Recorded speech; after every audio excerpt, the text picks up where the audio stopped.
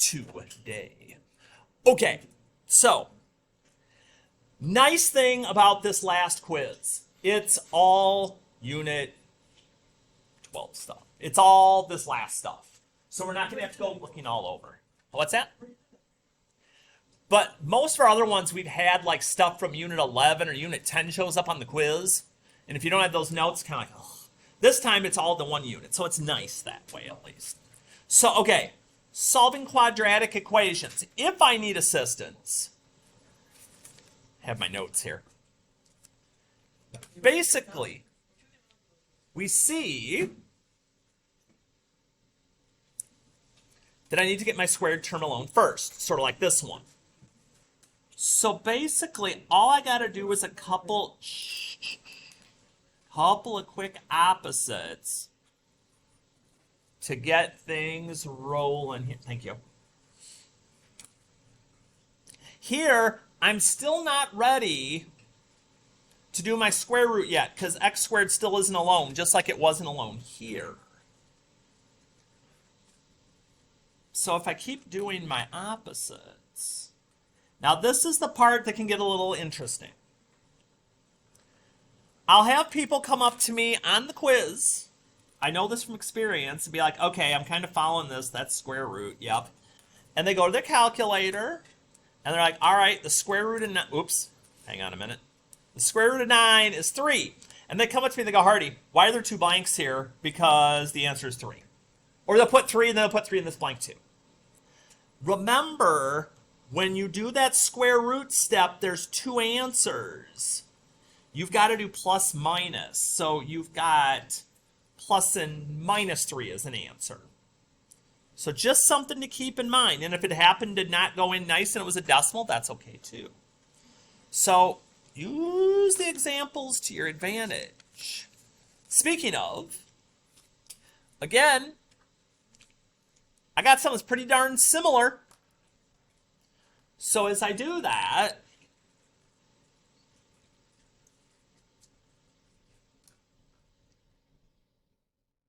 this time my x is stuck in the parentheses. The parentheses are guarded by the squared. The squared's got to go. The square root will do it. But when I do that, that's immediately the plus minus step. And if I do the square root of 12, let's see here, the square root of 12, like 3.5, we'll call that. And so this is the point, once the squared is gone and we've done the plus minus, that we're splitting this into 2 equations. A positive 3.5 for an answer, and a negative 3.5 for an answer. And then just doing regular old semester 1 things.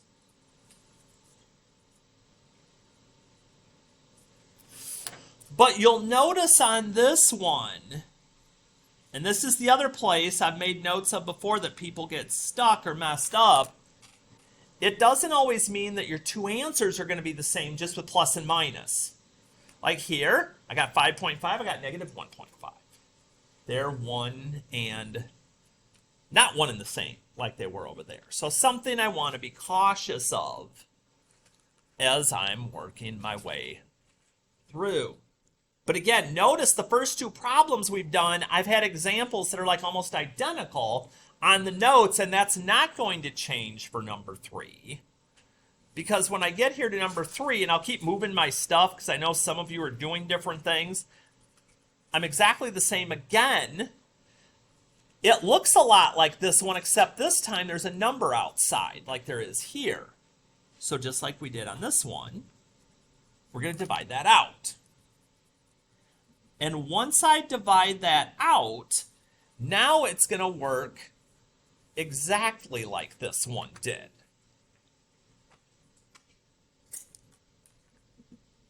That squared and that square root are going to cancel. Square root of 25, in case I don't remember.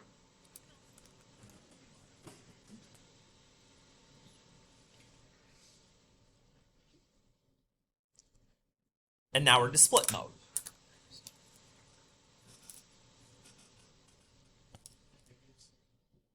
Okay. So 1 for positive 5. 1 for negative 5. Subtract my 1 there. Subtract my 1 here. Again, if you take your time, it's not going to be anything bad. Yeah, that part shouldn't be bad. So that was 12.1 with our regular quadratics. So when we got to 12.2, this is where we started doing that b divided by 2 and all the blank business. So again, I'm going to find something that's similar. I notice on this one the x's are together, the number's on the other side. So now I got to remember what it is that I'm up to here. So that is my b value right there. We're going to take the b, take the sign with it,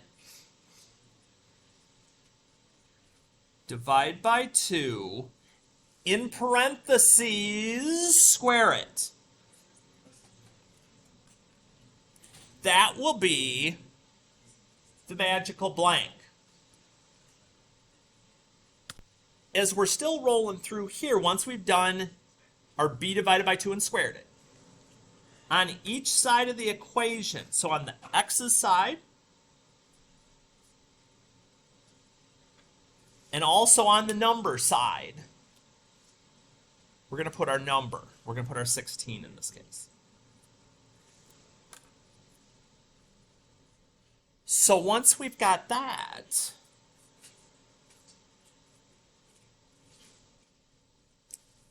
there's a couple of ways I can get my number that goes in here on my binomial square side. I could just take my b value, -8, and divide it by 2. Or if I did my side work, the number in parentheses is the number that's going to go here. Either one works. And once I get here, now it's exactly like what we did in number 2 and number 3. What do I want to do? I want to get to x. X's got the parentheses and this squared in the way. I can fix that. Square root. What is the square root? Whenever we do the square root, remember that's immediately plus minus time. 44 looks like about 6.6. And since I'm writing a little big this time, we're going to split these over to this side. So x minus 4 is positive 6.6. X minus 4 is negative 6.6. And again, don't try to be a hero on these, especially if you've got decimal stuff. Do not be afraid to go to the calculator. Don't need to be it. Because it's a shame to go to all that work, split it up right, have everything going correctly, and because you want to go quick and be like, that things go poorly. Okay? We don't want to lose little points that way. And so the concept on both of these will be the same. There's going to be one difference, though. And that difference is going to be the reminder to us once again that we need the x's alone. So if there's anything on the side with my x's, before I can do my completing the square business, that needs to get taken care of. So that minus 9's got to go. And I do know that my blanks are going to be here anyway, so I'm going to go ahead. Once I have the x's alone on the left, I'm going to put a blank. And 37 plus 9 is 46. I'll put that with its blank. And again, everything is about that b value, that number in front of x. We divide it by 2. That never changes. Square the answer. That is the magical blank value. And now I've got my last problem to use as my guide.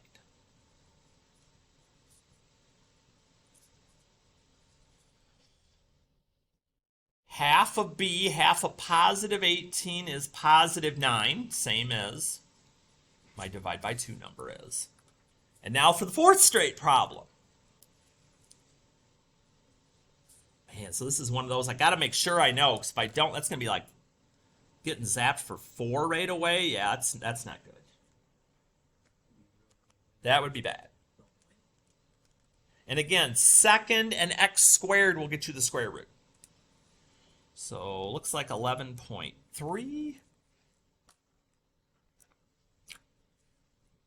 Well.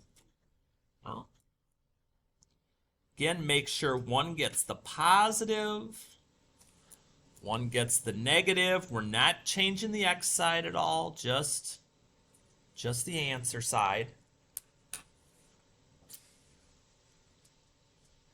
Doing my one step. Doing my one step.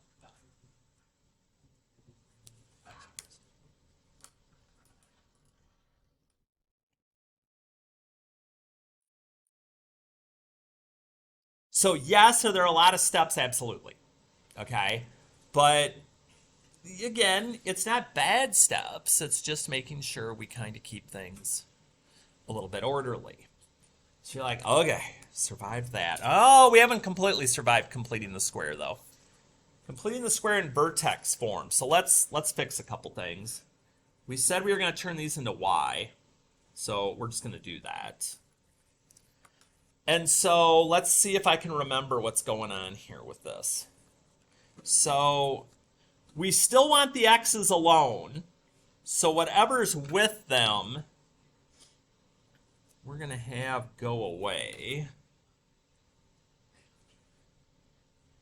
So we're like, okay, oh yeah, and the y disappears for now. So this is just positive 5.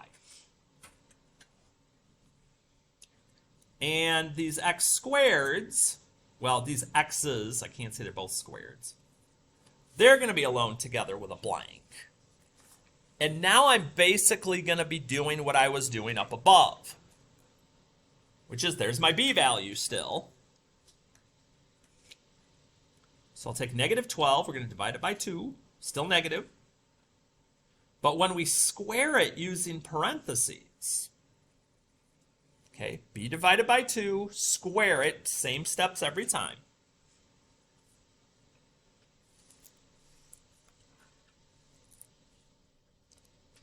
And so you kind of start to look and you're like, so is this going to be just like the last one was? Like, are we going to solve this and go? And it's like the answer to that's no. Half of negative 12 is negative 6. Now, this is where life changes because I'm not going to take the square root this time because I'm not trying to solve it. I'm trying to get it in a vertex form, which looks like this. So now it looks like whatever number is over here, we want moved back to the x side. The y makes its miraculous return where those went away. And when I copy the rest of this, we're in vertex form now. So once I'm back in vertex form, remember, here's the one last trick we got to be careful of. That value that's in the parentheses is the opposite of what our value is for the vertex. So the opposite of negative 6 is positive 6. But the number on the outside stays the same. And for my axis of symmetry, it's just the x value of my vertex. So lots of little clues to help us. But that's how these are going to roll. And so the second one is basically identical. Nothing really is different. So we can go ahead The y is going to disappear until the end, again, when it makes its miraculous return.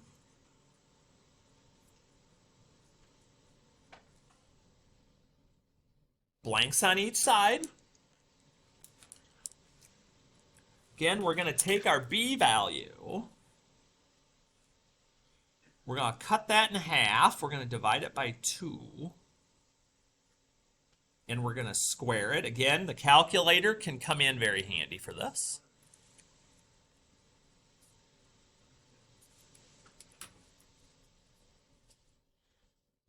Negative 7 plus 100 is 93. Yeah, glad I don't have to graph this one. Half of positive 20 is positive 10. And we're almost done. Just like we did here, the 93 is now being welcomed back to the x side. The y is making its triumphant return. Over here, where everything else is gone, it just slid right back in. This particular part of completing the square, we haven't. That's where the attempt numbers come in. So this is the first quiz this one showed up on. The first 2 sections we have seen before.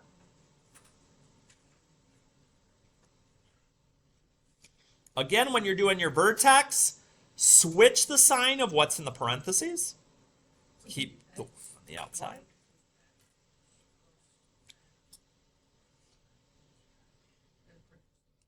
Yep. And then we get our parentheses in and kind of take that for a peek.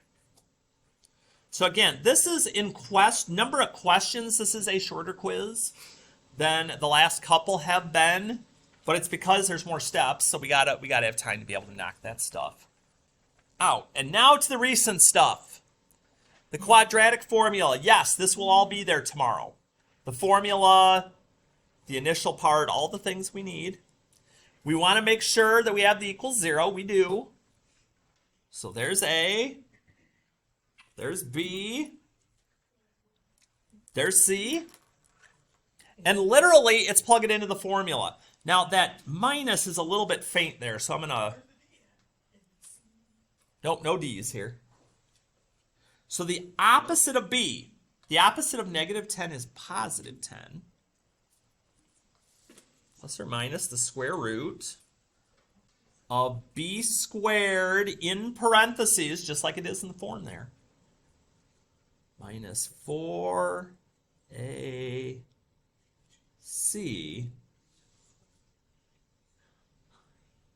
all over 2a.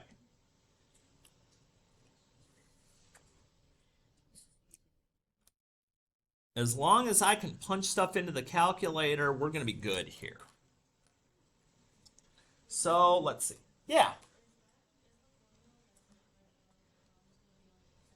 Yep. Yep, if I physically have it on the preview, it is physically on the quiz as well. So the square root, again, everything exactly as you see it. Except the divide. Yeah, just what's under the radical, what we got bubbled in there. But as long as I get all my signs right and stuff. Ooh, nice and neat. Okay. And 2 times 4 is 8. So all we got left. That's when you get into the application problems. Are we going to have that on the test? It looks like that's the very last problem on here. So 10 plus 46 divided by 8. 10 minus 46 divided by 8. And again, if you're doing it all at one time, you've got to use the parentheses. Otherwise, you absolutely could do 10 plus 46, but hit enter, then divide by 8. Because if you don't, let me show you. Uh-oh. Again, it'd be a shame to go to all that work and then just have something go cuckoo because we didn't take the time to do that. So there's my 2 answers.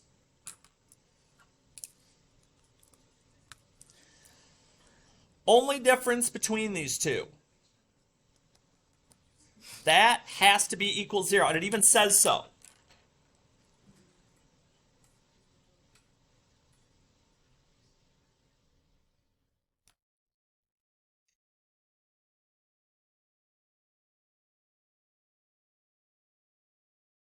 So once I get there, now it literally is the same thing once I have that equals 0. So now I got A, I got B, I got C. Got it all. And I just copy the formulas. So the opposite of B, we do. It's like kindergarten. We're back to the ABCs. B squared minus 4AC all over 2A. Well, I'm going to get a little tight on room here, ain't I? Okay, that's all right.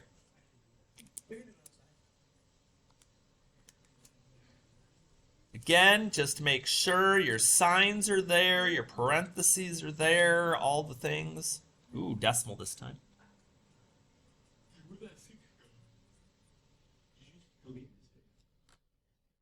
What's 6? No, I just subtracted it over to the other side, so we got to have equals 0 at the start. So 2 minus 6 is negative 4. That's kind of blended in.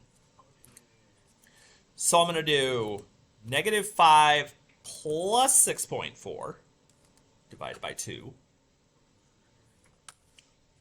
And negative 5 minus 6.4 divided by 2.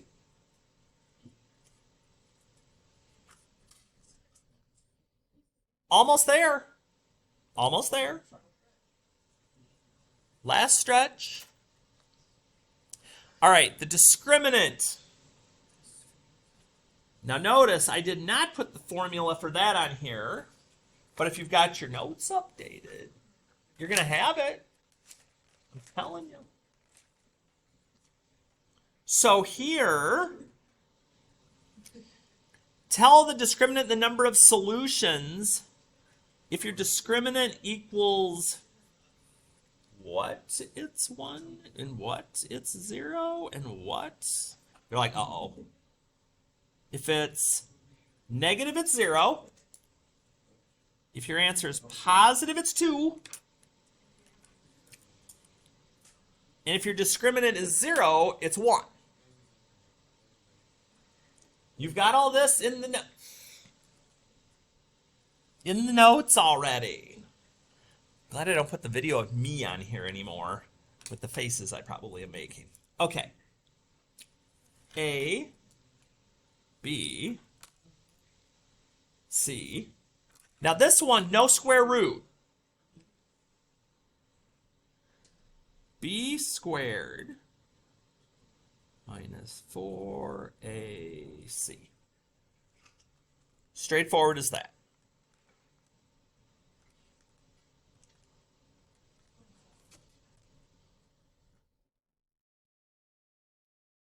So the discriminant is 64, which is positive, which means there's 2 solutions. You don't have to tell me the solutions, you just got to tell me how many there are.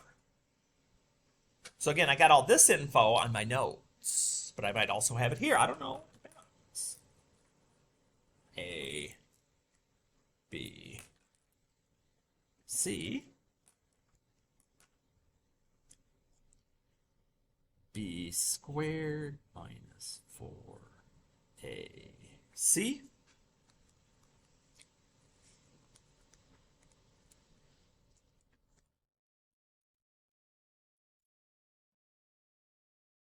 My discriminant, negative 56. If it's negative, there are no real solutions whatsoever. Simple. Yeah.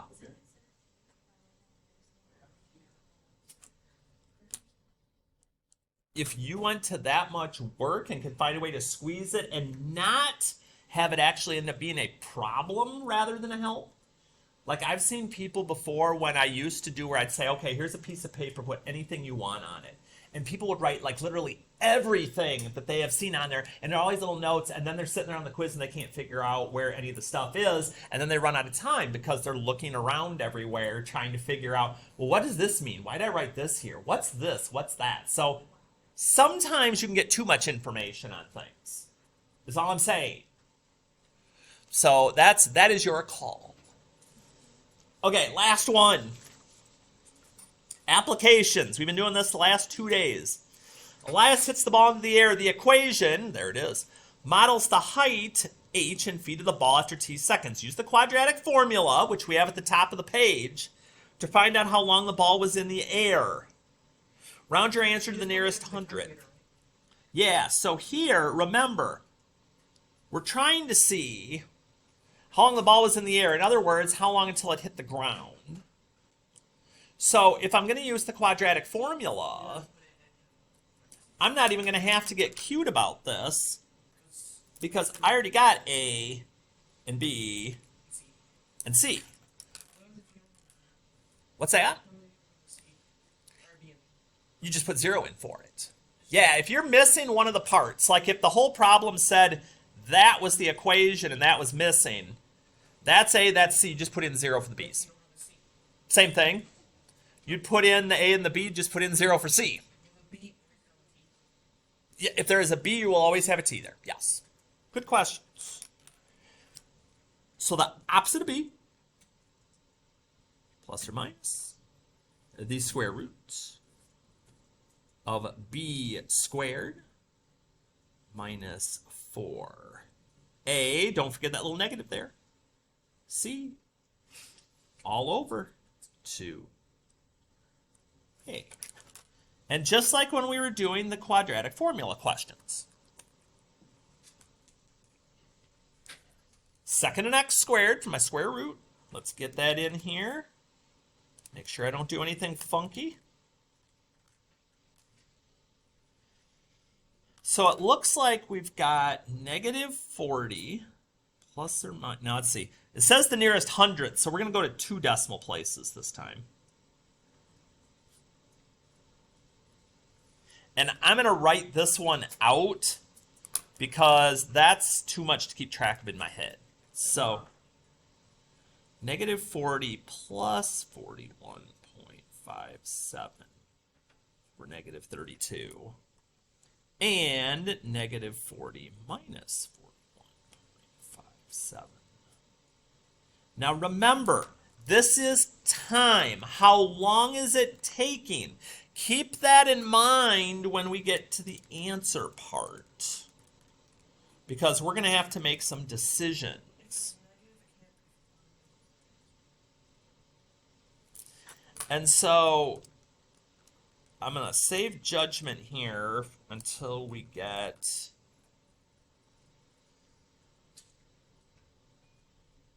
So I get to here, and I stop and I think for a minute, and like was just mentioned, hey, if this is time, unless we're in a movie, a sci-fi movie, where there's time travel, that ball cannot have hit the ground before it ever was hit. That's kind of strange. So the negative answer doesn't work, but the positive one does. And that's it. The whole review. Just with the Unit 12 notes. So again, I will mention